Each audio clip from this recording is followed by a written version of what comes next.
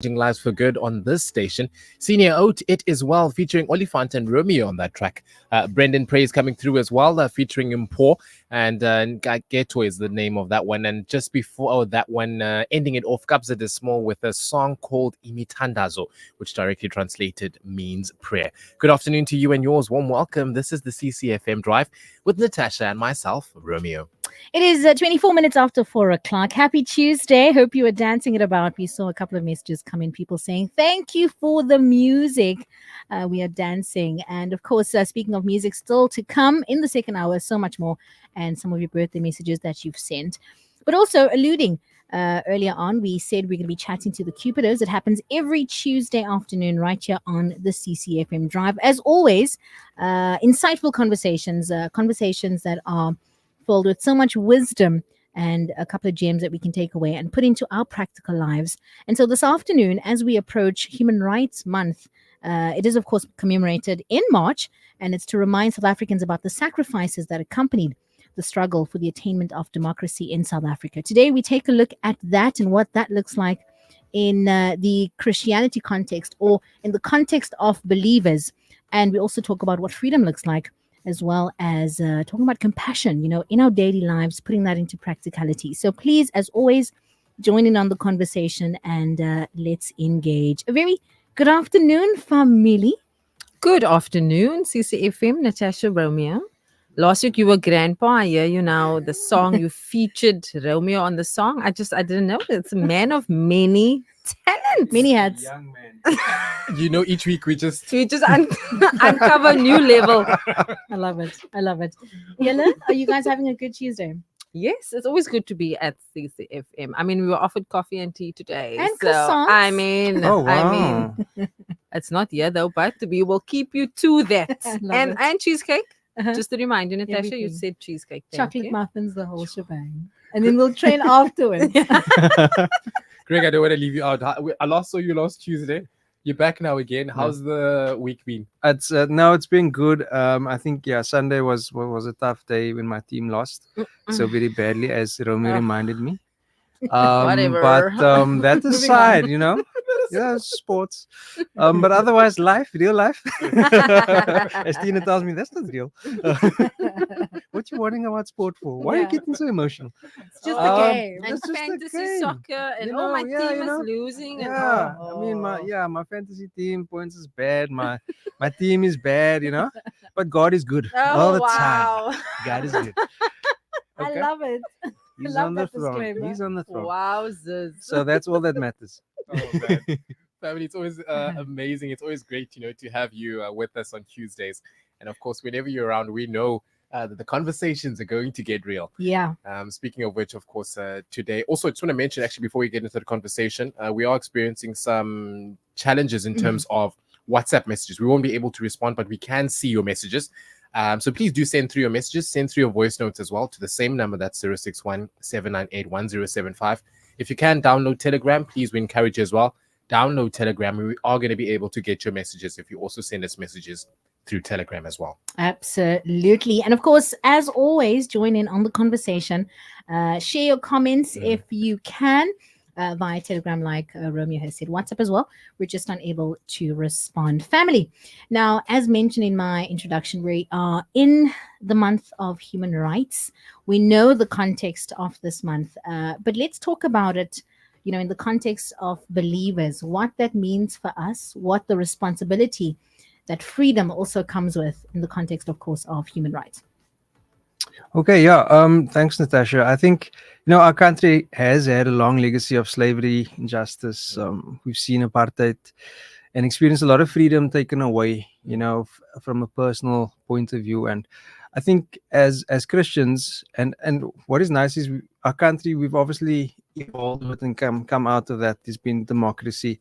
Not to say that there's not scars and there's still some issues. I think that will always be there. But I think as Christians, we've got a greater freedom to choose Christ, man. And when we're actually believing in Him and seeing Him as Lord and Savior, he's freed us from sin.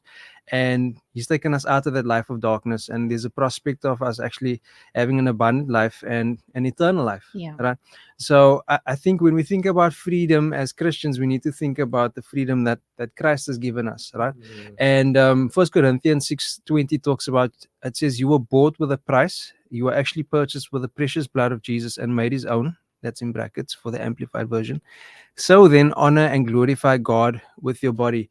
And you'll always see the references about, honor God, love God with your mind, your will, your emotions, all of you, right? And he's asking us to actually do that in terms of carrying out the responsibility of the gospel, because the freedom was given to us, and that is actually the gospel message, and that's what we actually need to share. But now, how does that actually look in terms of, I suppose, where does the church come into that? And you think about church, Erickson normally talks about church in sort of 4 quadrants. He talks about worship, evangelism is one thing, and with worship is edification, so we get the sermons and things like that. But then we also have social concern, and we have activism. So the social concern and the activism, it's also calls to action as well. So when things were happening, what was the church actually doing? And we can ask ourselves today, so how does our church actually pitch up in terms of those type of things? And then you say, look, okay, fine, but my church is only, we in our 4 walls, and we fine, we just do that. But we want to take it a bit further and say, look, who is the church? So besides the actual building of the church, I'm also the church, you are the church, right? And all of us then have that responsibility. So like you said, that freedom, with that comes responsibility. And Jesus asked us to do quite a few things. And he's saying, look, you were purchased with a price. So please go in and do what you need to do. And yes, evangelism, proclaiming is one thing, but we also have to look at it as from a proclamation point of view. Sometimes me preaching to someone isn't just going to work on day one when I see them, right? It would be nice to tell everybody about the Lord. That's amazing. But it would also be nice for people to see the Lord, right? And ask us questions thereafter. So it's moved a bit in that way, where evangelism, proclamation, taking action, it's sort of all coming together in that way. And we have to look at ourselves and say, look, we as the church, and how are we actually experiencing that freedom and actually showing that to others. Do you want to add anything before we go? No. I mean, do I even need to add anything to that? I just want to touch on what you mentioned, Craig, which I think is, such a beautiful reminder in the sense of the 4 walls when you're mentioning of the church. So many times we just stay in the 4 walls, almost blind to what's happening in society, or what's happening, or we keep quiet. We see it, but as the church, keeping quiet, to what's happening in society. That's also losing relevance, and in fact not having a voice to comment on those things. So that was quite interesting that you mentioned, the different phrases from worship and the edification of that and so forth. His studying is really working out for him. I just wanna add that disclaimer. No, but it's really very true, Romeo. And sometimes you don't want to mention it because it's like you're stepping on people's toes. But the reality is, the people are not necessarily coming into the 4 walls. We need to go out there and do something. And please, I'm not saying the 4 walls are irrelevant. It is very relevant. But that cannot be the only way that people come to Jesus. There are many other ways in our everyday lives where we get to see Jesus, like Craig was saying, showing to other people. Visibly seeing the change. And that's exactly what this conversation is about. One of the things that, I would say falls under that change as a church and as a people is compassion. Yes. Something that I think it should be practiced every single day. It's very difficult, but it's something that should be practiced. And I know it's part of being godlike and the fruit of the Spirit. Let's talk about what that looks like firstly, and then just getting to some of the biblical examples of compassion. Absolutely. Now, when you think about compassion, most times we go like, oh, I feel so bad for that person, and then we go home. That is not compassion. Compassion is actually something that you do. So I looked up the definition. The definition is to suffer together. It's the feeling that arises when you are confronted with another suffering and feel motivated to relieve that suffering. And it was very clear to say it is not empathy.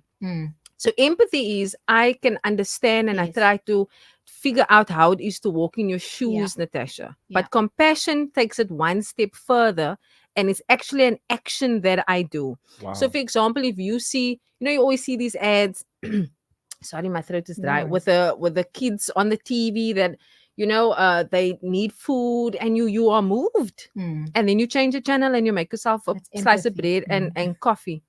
Compassion is I see the struggle, I see the suffering, and it moves me so deep within my soul Yeah. that I actually go and I do something about it. Mm. I heard something today where this person said there's a difference between the culture compassion that we have and Jesus compassion. Sure. And the example she made was, she said, culture compassion is, I'm going to give a donation to my charity. Yeah. Please give a donation because the charities operate on those donations. But now I make my donation and now I'm like, oh, pat myself on the back. I've done my good deed for the year and I carry on with my life. Jesus' compassion is you make the donation and then you allow your life to also be interrupted by the action that comes with that feeling within your heart. And when you research, there's a lot of scriptures. You will sit for days looking at how Jesus allowed his life to be filled with other suffering and doing something about it. Yeah. We live in a time where it's very much about me, myself, and I, my life, my family, my goals. And please have goals. Please do stuff for your family, all of that stuff. But we don't allow ourselves to see the suffering, because if we're going to see the suffering, then we're going to need to do something about it. So I even close my eyes. If I'm not even going to take note, I'm going to carry on with my life. Craig and I are having a coffee. And if someone interrupts, it's like this, why are you interrupting us? So we're not even on the lookout to see, are there people suffering? Sure. Because I don't want my life to be interrupted. Sure. So Jesus goes, no, come interrupt me so that I can have compassion on you and I can then do something about it, right? So I only got 3 scriptures because like there was a lot. There really was a lot. And it's scriptures that we know. It's Mark 1 verse 40 to 41, and it says Jesus was moved with compassion and healed a man with leprosy, right? Luke 7 verse 11 to 14, a widow's only son passed away. She was sad. Jesus was moved with compassion and raised the son up from the dead. Matthew 15 verse 32, a crowd was following Jesus for 3 days and the disciples, and he was like, these people haven't eaten. He was moved with compassion. And he's like, we need to feed these people. And it was the feeding of the 4,000, not the 5,000 in this example. And he fed you. So it wasn't just about the miracle of healing. These people had a natural need and they needed to be fed. And he was moved with compassion and he acted on it. Then there are other examples by Ruth. What happened to Ruth? Naomi, her mother-in-law, lost everything. She was moved by compassion and said, where you go, I go, your people are my people. Yeah. And she left with Ruth. Then she goes and she starts picking grain. And Boaz has compassion on her and tells his workers, leave her, let her pick up the grain. So that is Ruth 1 and Ruth 2. Then we've got Joseph. We know the story of Joseph where the brothers sold him. Now Joseph is the main dude there in Egypt, and there's a famine, and the brothers come. He said he tested them there, but he had compassion with them and he allowed them to take food and take it back to their family. The Good Samaritan, we all know that story. How many of us stop our day? You see someone on the road that was robbed and whatever, and this Good Samaritan stopped. He was traveling through from one place to another and he allowed his day to be interrupted. So compassion is almost like an action word, man. You feel something and you act upon the feeling. Sure. I think I learned something there from the distinction between empathy and compassion. Because the feeling could end there, like you've mentioned earlier, and then I could continue with my day-to-day life and not be interrupted. But allowing the interruption leads to the compassion, which is the action that's taken. Yeah. Wow. So interesting. Listen, send us your comments. In fact, we have a couple coming through, chatting to the Cupidos, and we are specifically touching on what freedom looks like from a believer's context, our responsibility to live out, that freedom, and our responsibility to have the compassion, the responsibility to be interrupted. Sure. That's what we're doing. Yeah. Challenging you this afternoon. More of that Mm. in the conversation. 0617981075. We're going to go to a quick song. This one is Blanca with the Healing. Like I said, any questions that you have for the Cupidos as we have the conversation, let us know on the WhatsApp line 0617981075.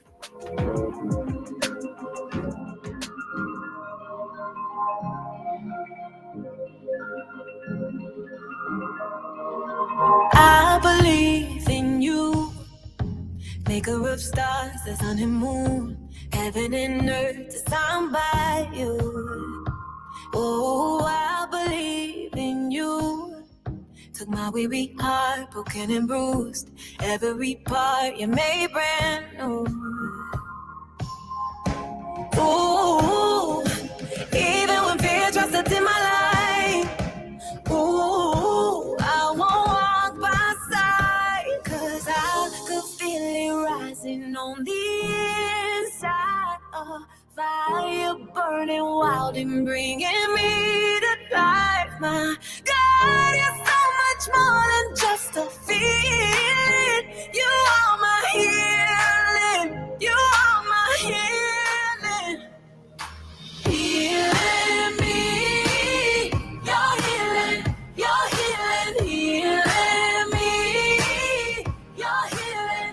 You're healing. Right here by my side. Whatever I face, I'll be alright. I'm standing on all you promised me. Yeah, I believe it's true that every time you see me through, I know that I'm safe. You never leave. Ooh, oh, Ooh, even when fear tries to dim my light. Ooh, I won't walk by sight, 'cause I could feel it rising on the inside. A fire burning wild and bringing me to life. My God, you're so much more than just a feeling. You are my healing. You are my healing. Oh, healing me. You're healing. You're healing. Healing me. You're healing. You're healing. Healing me. You're healing. You're healing. Healing me. You're healing.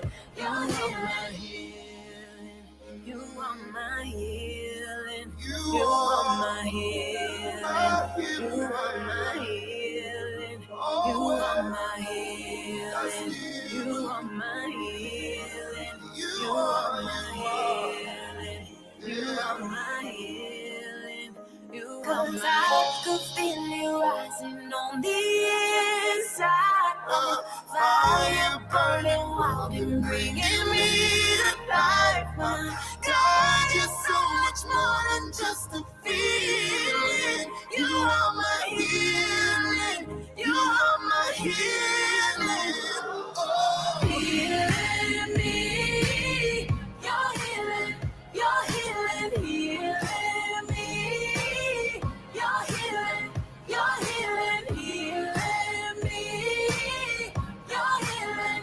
You're healing. Healing me. You're healing. You're healing.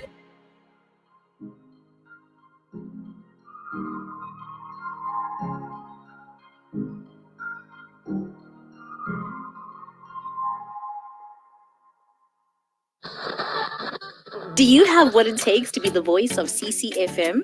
CCFM invites all aspiring voices to take center stage in this quest for the voice of CCFM. Voice of CCFM. The winner will play a pivotal role in shaping CCFM's audio landscape creating jingles, ads, and radio promos that define the station's unique identity. The chosen voice will secure a 1-year contract with CCFM. This audition is open to all 18 years and older and will take place live at Blue Route Mall on Saturday, 16th March 2024 from 9 a.m. to 1 p.m. Skip the queue and register online. Be sure to visit our social media pages for more information. Join us on the quest to find the voice of CCFM. CCFM, changing lives for good. When the going gets tough, the tough turn to CCFM. Getting new clients and growing your business has never been easier.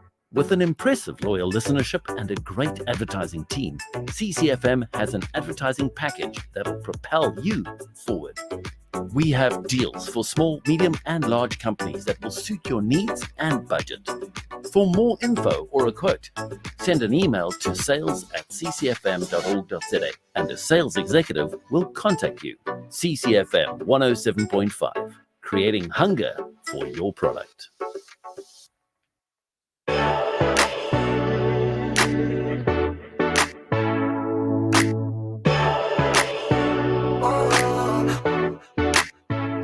Some music there from Blanca. It's titled The Healing. It features Dante Bow.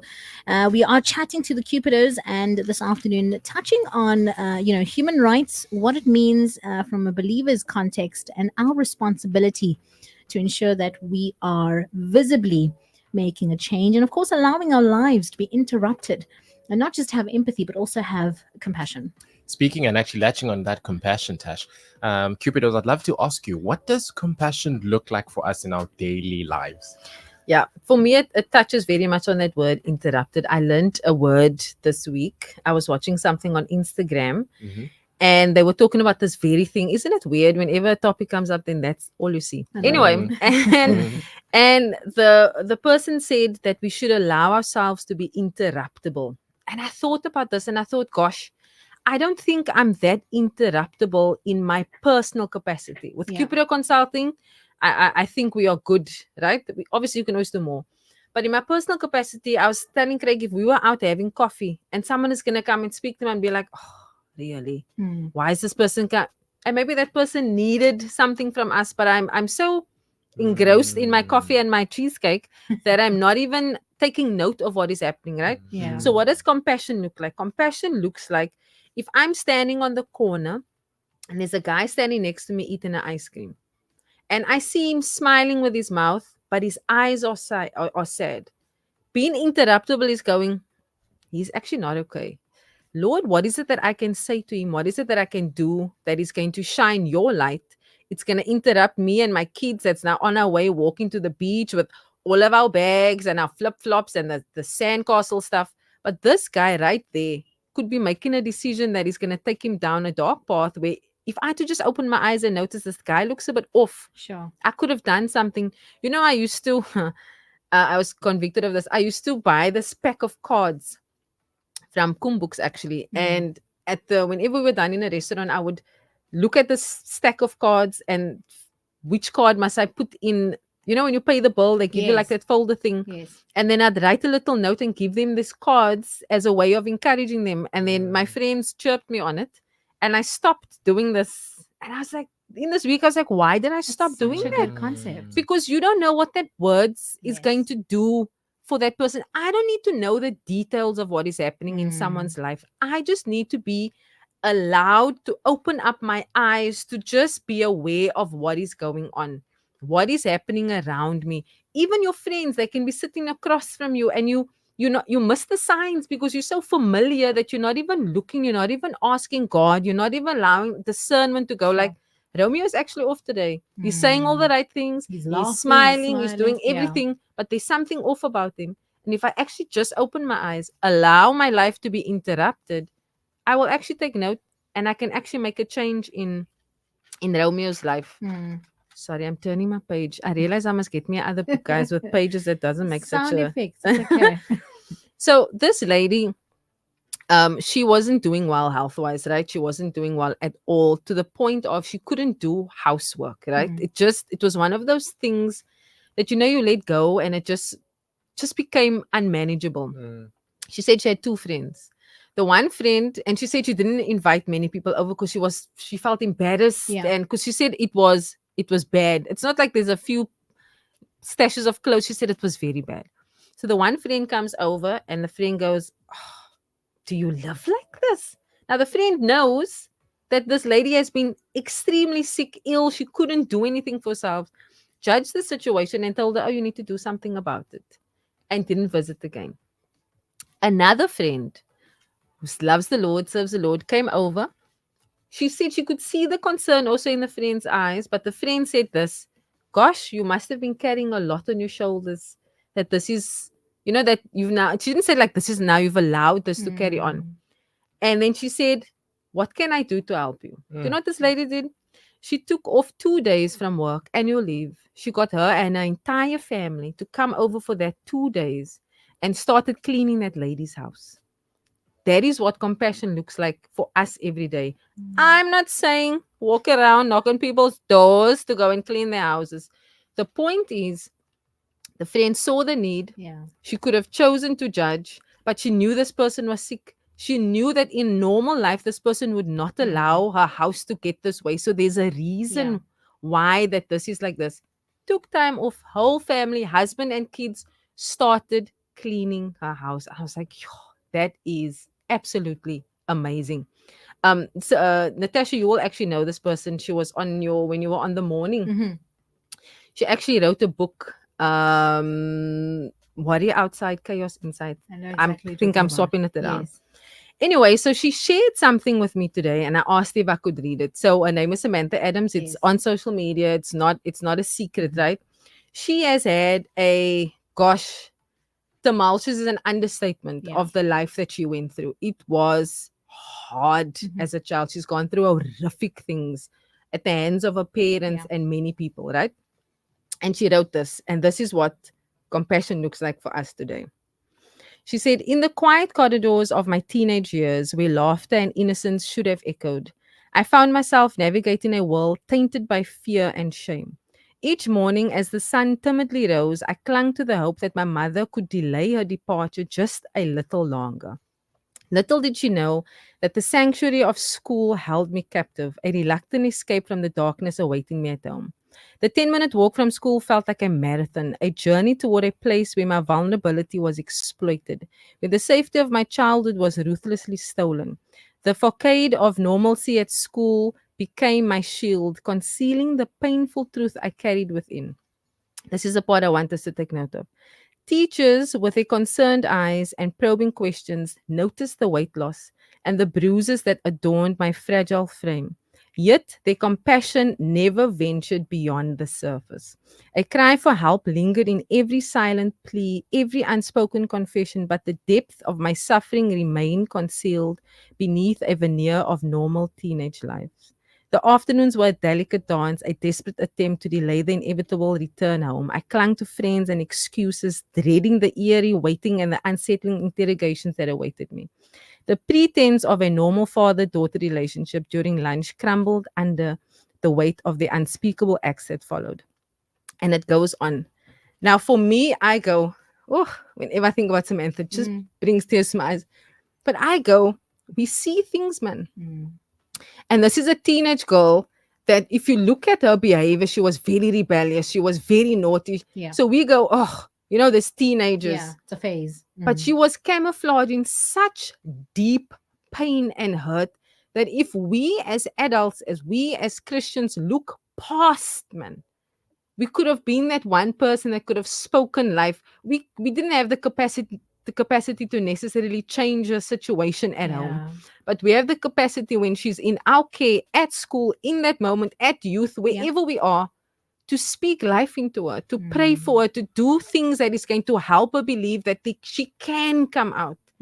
But because we're so caught up in our own lives, we're so caught up in our own things that we miss opportunities to be interruptible, to show compassion to people every single day. Yeah. And please bear in mind, I said, you couldn't maybe go and save her out of her house. Yeah. Maybe there are people that can go to that length.